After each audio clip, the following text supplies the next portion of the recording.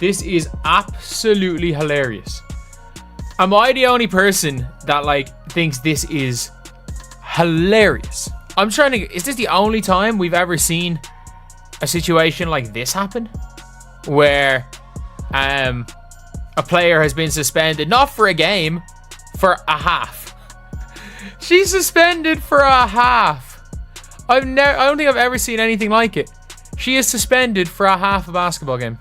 The Chicago Sky season didn't just end on the court. It imploded in the locker room. A civil war has erupted, sparked by one player's shocking betrayal, and now the franchise is in a freefall. The whispers of dysfunction that have followed this team all year have turned into a full-blown crisis, revealing a level of animosity and division that insiders claim is completely irreparable. What was supposed to be a rebuilding year has turned into a demolition, with the team's foundation crumbling from within. According to the report, Reese said she doesn't believe her teammates Rachel Banham or Haley Van Lith are capable of leading a playoff team.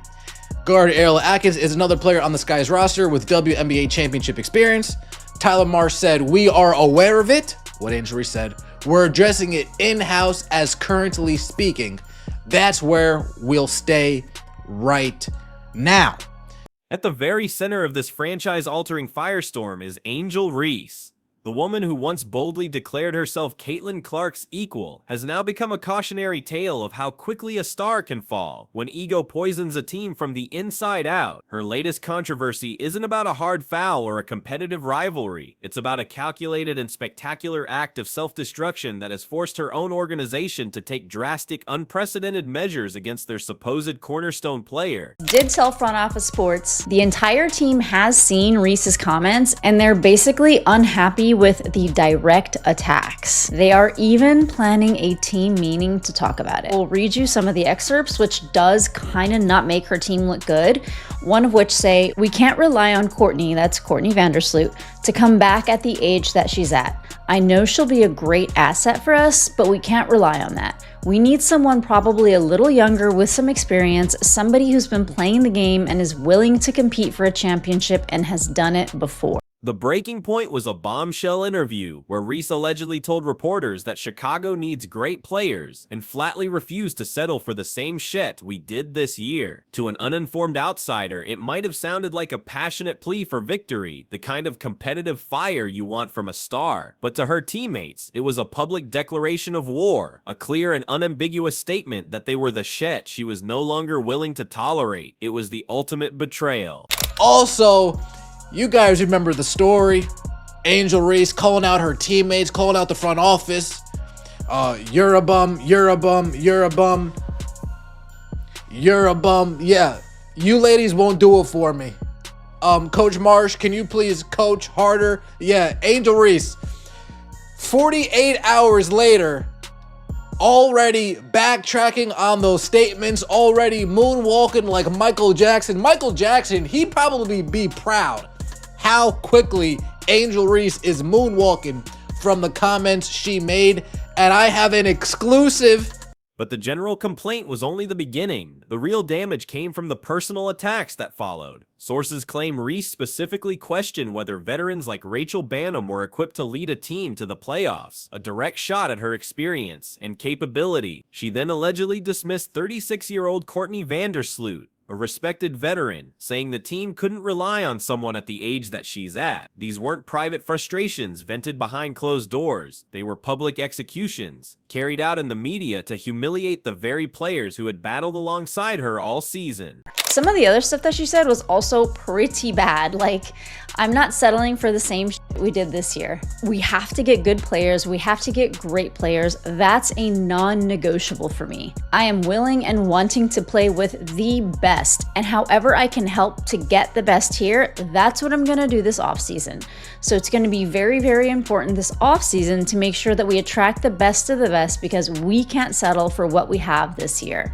So her saying we can't settle for what we have this year, that is basically like a slap in the face to Becca Allen. That is a slap in the face to Rachel Banham. That is a slap in the face to Ariel Atkins. This is where the glaring contrast with Caitlin Clark becomes impossible to ignore. While Clark faced a relentless storm of intense physical targeting, hostile arenas, and immense pressure, she consistently used her platform to lift her teammates up. She took the blame in losses and shared the credit in wins, building a culture of unity. Reese, facing the adversity of a losing season, chose the opposite path. She threw her teammates under the bus to save herself, creating a toxic rift that has now fractured the entire organization. Chicago Sky values safety, respect, and well-being of every player. We're committed to accountability so our players can stay focused on playing basketball.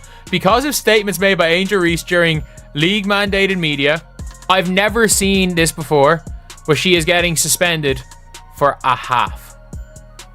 Not a game. Not a game. One half.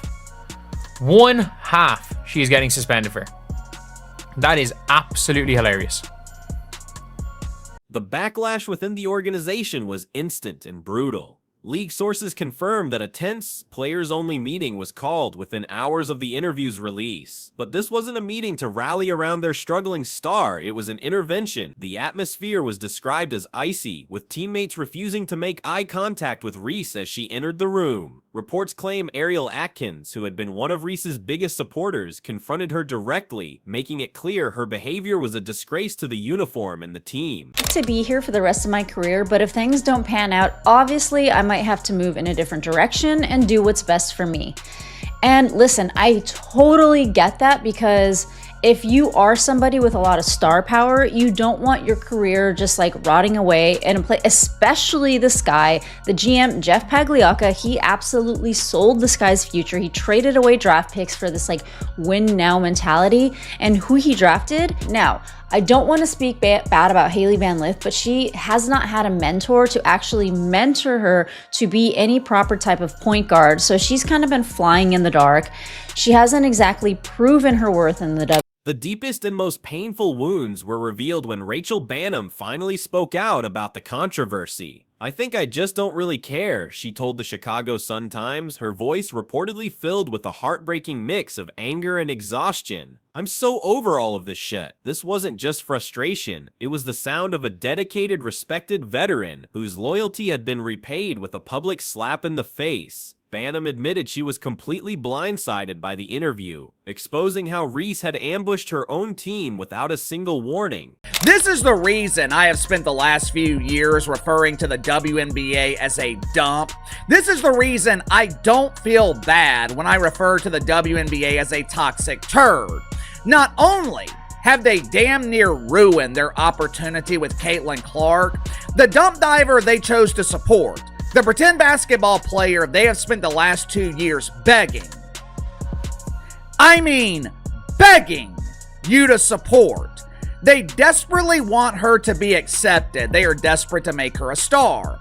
Not only has she been rejected by normal people, Angel Reese is now being rejected and potentially kicked off of her own team."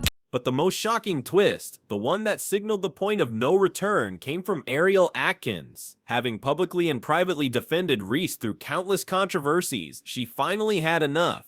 She had been the buffer, the voice of reason, and the one person Reese could seemingly count on. When asked about the organization's decision to suspend Reese, Atkins offered no defense, no support, no excuses. Her loyalty had finally shattered. Angel Reese, earlier in the week, in an interview, threw her Chicago Sky teammates under a bus and then ran the bus over them and then backed up the bus, bouncing over them again, and then proceeded to drive over them one more good time just to be sure that their carcasses were no longer twitching. It was one of the most me, selfish ass interviews I've ever heard from any athlete trashing her very own team. Instead of defending her teammate, Atkins delivered a cold, clinical endorsement of the punishment. "Ownership handled it how they see fit," she stated, before adding the nail in the coffin. "They have full support from our team." When later asked if she had been in contact with Reese since the team meeting, Atkins revealed she hadn't. a telling sign of how completely Reese had alienated even her strongest supporters. The silence was deafening. Getting suspended for a first half? What is this, college football? I've seen in college where people will get suspended for a half. Not in the pros. People getting suspended for a half game in the pros. Just suspend her for the whole game. Y'all don't have nothing to lose. Y'all don't have nothing to lose. If you're going to suspend her, just suspend her for another game. It is what it is. You know what I mean? Suspending her for a half is kind of weird. But yeah, this is crazy. This is crazy. The Chicago Sky's official response, while initially seeming light with just a half-game suspension, was reportedly just the tip of the iceberg. The organization released a carefully worded statement about accountability and ensuring players can stay focused, a clear message that Reese's constant drama had become an unacceptable distraction. The head coach confirmed it was a decision from the highest levels of management, a sign that Reese had alienated not just her teammates, but the very people who sign her checks. See, we don't have many players nowadays that know how to go through that building phase and know how to stick through in the hard times and come out, when it's sunny outside. Everybody just want to just hop to where it's already a finished product and then just add their little spin to it. Because hypothetically, let's say right now, yeah, she can go hop on Minnesota and win a ring, but is that fulfilling? Like, she can go hop on Las Vegas Aces right now and help them, get there. And if she win a ring with them, but is that fulfilling? Because now it's just like you just ring chasing, which everybody should want to win a ring, but it's like, come on, at what cost? Like, winning a ring is the Even the desperate attempts at damage control from other players in the front office fell completely flat. Veteran Elizabeth Williams tried to soften the blow, suggesting Reese obviously doesn't want to disrespect us, but the statement rang hollow and felt like a forced PR move. When your own teammates are compelled to run to the media to manage a crisis you single-handedly created, it's a glaring sign that you have failed as a leader in every conceivable way. I don't care how great you are. I don't care how talented you are.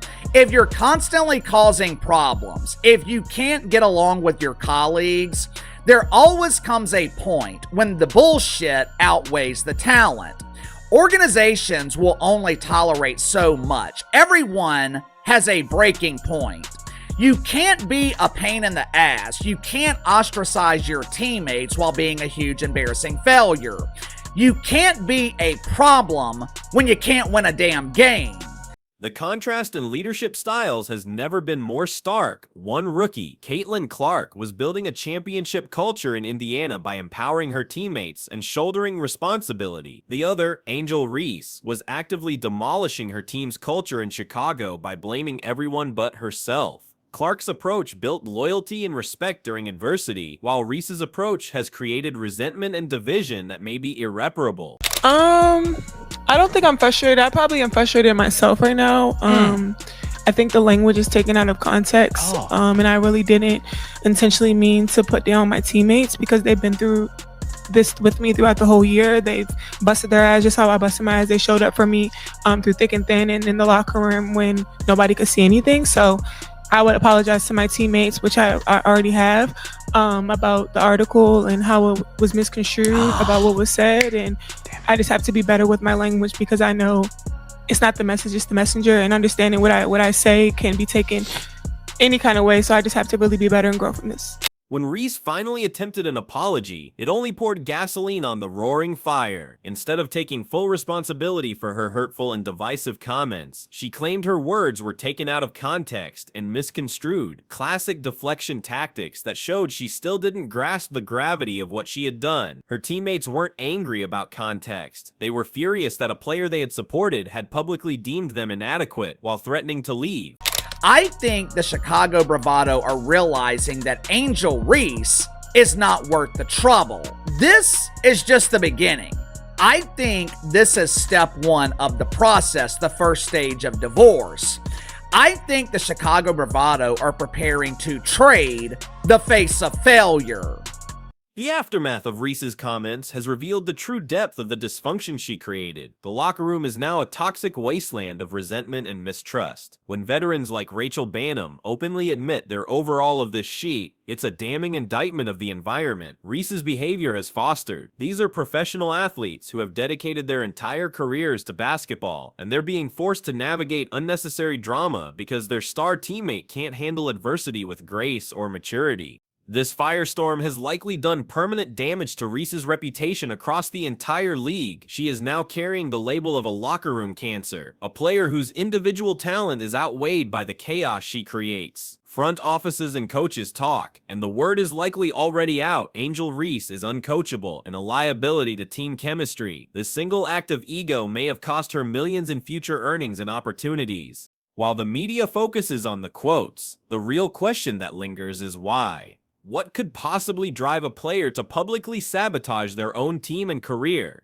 Was it the immense pressure of living up to the hype? Was it jealousy over the attention showered on other rookies? Or was it simply a catastrophic failure of character? This is the unspoken truth that her teammates are likely grappling with. The realization that the person they went to battle with every night may not have their backs at all. Ultimately, this situation has crossed a line from which there is no return. Her public statements didn't just criticize the organization, they destroyed the fundamental relationships and trust that are essential for any professional team to succeed. The Sky's response, fully supported by her own teammates, shows that some lines cannot be crossed. Regardless of talent, potential, or star power, the bridge in Chicago has been burned to the ground, and Angel Reese is the one holding the match.